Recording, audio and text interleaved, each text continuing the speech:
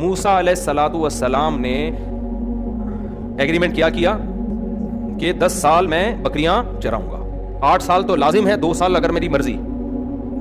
تو موسیٰ علیہ السلام نے جب بکریوں کی مدت پوری کی، بکریاں چرانے کی، حدیث میں آتا ہے اللہ نے ہر پیغمبر سے بکریاں چروائی ہیں، حتیٰ کہ ہمارے نبی صلی اللہ علیہ وسلم نے بھی بچپن میں بکریاں چرائی ہیں۔ اس کی حکمت حدیث میں بیان نہیں کی گئی ہے۔ ظاہر ہے اللہ کا کوئی حکم، کوئی کام حکمت سے خالی نہیں ہوتا۔ علماء نے اس کی حکمت بیان کی ہے۔ 2 چیزیں ہیں بکریاں چرانے سے، ایک انسان میں تکبر ختم ہوتا ہے، بکریوں والوں میں تکبر بولو نہیں ہوتا۔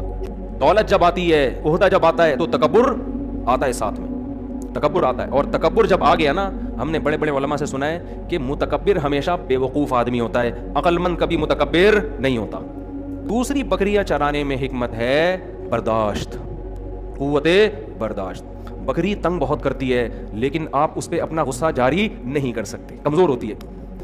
خیر حضرت موسیٰ علیہ السلام نے مدت کمپلیٹ کی، وسارا بأہلہ، اور اپنے گھر والوں کو لے کر مصر کی طرف چلے۔ سردیوں کا مہینہ تھا اور مصر میں سردی بھی بڑی کڑاکے دار پڑتی ہے، ٹھنڈا کنٹری ہے، سردیوں میں نا بہت ٹھنڈ ہوتی ہے۔ تو جانب طور پہاڑ آج بھی موجود ہے، یہودی بہت جاتے ہیں۔ تو راستے میں طور پہاڑ تھا، اس کے قریب موسیٰ علیہ الصلوۃ والسلام راستہ بھول گئے۔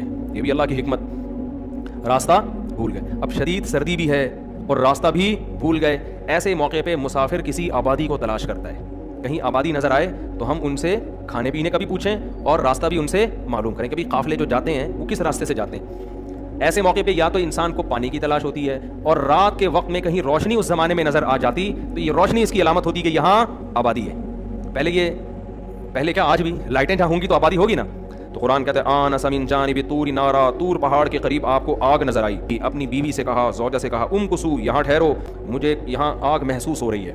یا تو میں کوئی خبر لے کے آ جاؤں گا کہ راستہ کدھر ہے، کچھ نہیں تو آگ تھوڑی سی لے کر آ جاؤں گا وہاں سے، لعلکم تصطلون، اس آگ سے ہم گرمی حاصل کر لیں گے، شدید سردی میں ہمارے لیے گرمی کا ذریعہ بن جائے گی۔ جب موسیٰ علیہ السلام اس آگ کے قریب پہنچے، کوہ طور کی جو دائیں وادی تھی وہاں سے آواز آئی، جو درخت تھا نا اس کے اندر سے، اس کے قریب سے زیتون کا درخت تھا اور مبارک بقعہ تھا، اس میں سے آواز آئی، میں اللہ ہوں تمام جہانوں کا پالنے والا۔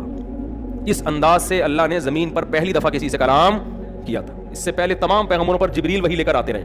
سورہ طٰہٰ میں اس واقعے کو بہت ہی دلچسپ انداز میں بیان کیا گیا، میں اللہ ہوں تمام جہانوں کا پالنے والا، فاخلع نعلیک، آپ اپنے جوتوں کو اتار دیں، اس لیے کہ آپ ایک بہت مقدس وادی میں ہیں جس کا نام کیا ہے، طویٰ۔